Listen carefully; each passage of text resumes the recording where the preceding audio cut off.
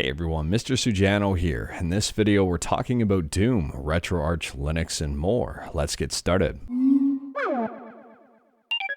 Alright, to kick things off, we're talking about RetroArch on Android, and if you head to the Google Play Store and type in RetroArch, well, there's some shenanigans going on. There's a couple of imposters.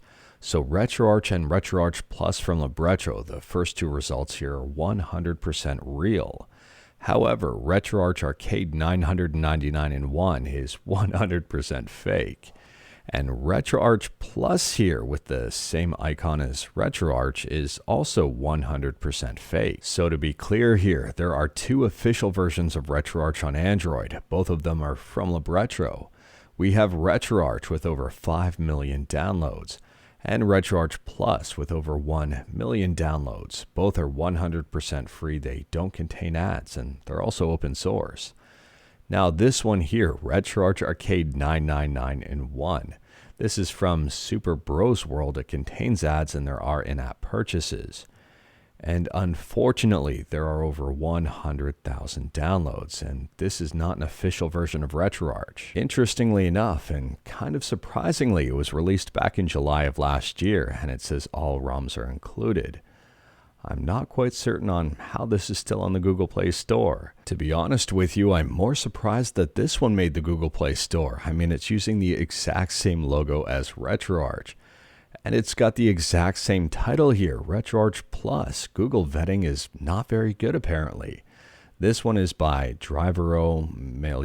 I probably butchered that name and I apologize if I did. And if we take a look here, this one was released on, well, the beginning of this month. So it is fairly recent and I'm guessing Google just hasn't caught it yet. Fortunately, this one has been downloaded less than the other fake version of RetroArch, but unfortunately, it's already fooled over 5,000 people. And this one does contain ads. My advice here is if you're looking for the absolute best version of RetroArch on Android, head to retroarch.com, click on download and scroll down and pick up the APK directly from this website. Alternatively, if RetroArch really isn't your thing, you can always try out Libreboot. It's 100% free. It's also open source and you can pick it up right from the Google Play Store. It's a very easy to use interface. And speaking about easy to use, next up we're talking about Daijisho, which is an emulation front end.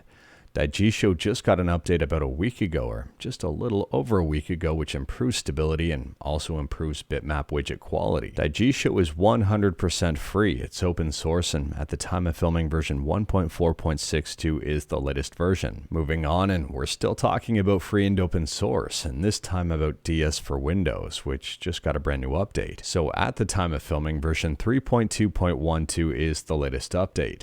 And they say here, DS3 support fixes, Joy-Con and Switch Pro stick axis fixes and tweaks. And I would argue that DS3 support fixes is probably the biggest thing here. Fix DS3 support not being able to be enabled. And speaking about DS3, but dropping the 3, next up we're talking about StellaDS, which is an Atari 2600 VCS emulator for the DS and DSi. Version 6.7 just dropped and introduces a brand new feature. Hold L and R shoulder buttons for 1 second to take a snapshot of the screen, which is written to the SD card. On top of that, DSi now defaults to accurate bus mode for maximum compatibility. This one is free, it's open source, and I'll drop a link to it in the description below. Next up, we're talking about a couple of ROM hacks, and the first one here is Snowboard Champion for the Game Boy Color. If you haven't heard about this one before, I really don't blame you. It was released in Japan and did receive an English fan translation.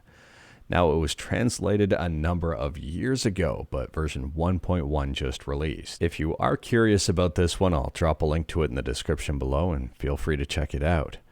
This one has some very quirky graphics and I'm surprised it never got a North American release. And the second ROM hack here, I think a lot of people are going to be excited about. It's for Doom 64, but arguably a better version of it.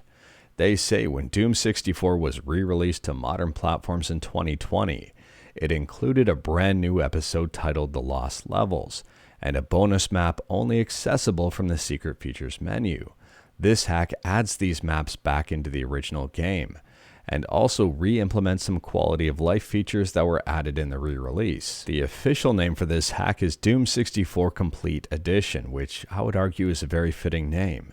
This hack is not messing around. It's even got support for the expansion pack for resource-intensive maps. So if you are curious about this one, I'll drop a link to it in the description below and feel free to check it out. It's even got a hardcore difficulty level. Next up, we're talking about a game you can't get, and this one I would argue a lot of people would be interested in. It's called Metroid Mega Mission, and it's Metroid on the Mega Drive or Sega Genesis. Here is some footage from the gameplay, and I'll drop a link to the video in the description below. As of right now, I don't think there's any way to get your hands on a patch or ROM or anything for this one at all. And speaking about Sega, next up we're talking about Sega. And this article appeared over on The Verge. I'll drop a link to it in the description below. But apparently at some point in time, Microsoft actually considered purchasing Sega. I can't say I'm surprised here because way back they considered purchasing Nintendo, but were laughed out of the building. If you want to know about that story, I'll drop a link to a decent article in the description below and feel free to check that one out. I'm kind of curious to know if Sega would have changed if Microsoft purchased it or if they would have continued on as they were. Let me know your thoughts about that one in the comments below. And speaking about changing things up, if you've got a Quest, well, there's a brand new service you may be interested in. It is called MetaQuest Plus, and it's a new VR subscription service. If you pay for this thing on a monthly basis, it'll set you back $7 per month. Or if you want to pick up the annual subscription, it's $60 overall, and you get 2 free games every month. And speaking about months and years, next up we're talking about Perfect Dark. If you're excited about the Perfect Dark reboot, you're going to be waiting a few more years. Apparently here, according to IGN, it's still years away. And it may even be released in episodes. I'm not going to lie here, I kind of forgot that this game was in development, but I guess I'm glad it's still being worked on. I don't know how I feel about the whole episodic release thing, and I'm hoping it's just going to be released as a game. And speaking about games, next up we're not talking about games. Libreboot 2023-0625 just released, and this one adds support for 3 new boards. The HP EliteBook 2570p, the HP 8300 USDT, and a Gigabyte board. They've also focused on stability here, and if you want to check this one out, I'll drop a link to it in the description below. And speaking about support for more boards, next up we're talking about NVIDIA Vulkan open source drivers, NVK. And NVK has added in support here for Maxwell and Kepler GPUs. They do say though, and it's worth pointing out, that performance is still far from where it needs to be. So if you are trying out these drivers, just make sure to not expect a whole lot from them and more or less figure this is an interesting project with a lot of potential. And speaking about open source, which is mostly all we talk about on this channel, mostly. Next up here, we're talking about Linux kernel version 6.4, which just released. We actually talked about this one yesterday. Anyways, if you like everything to be completely free and open source, well, there's a brand new GNU version of this core for you. GNU Linux Libre 6.4-GNU just released. I'll drop a link to this one in the description below in the event that you did want to check it out and you're aware of this stuff. And for those who may not be aware, at a really high level, this core basically strips out anything that's proprietary and not open source from the Linux kernel, like some Bluetooth drivers. But anyways, that is all I've got for you in this one. Straight to the point, all stuff and no fluff. We talked about a bunch today, so let me know your thoughts about absolutely any of it in the comments below. If you like this video, leave a like. If you didn't like this video, leave a like. Hit that subscribe button, check out my other videos. Don't tempt fate, save your state.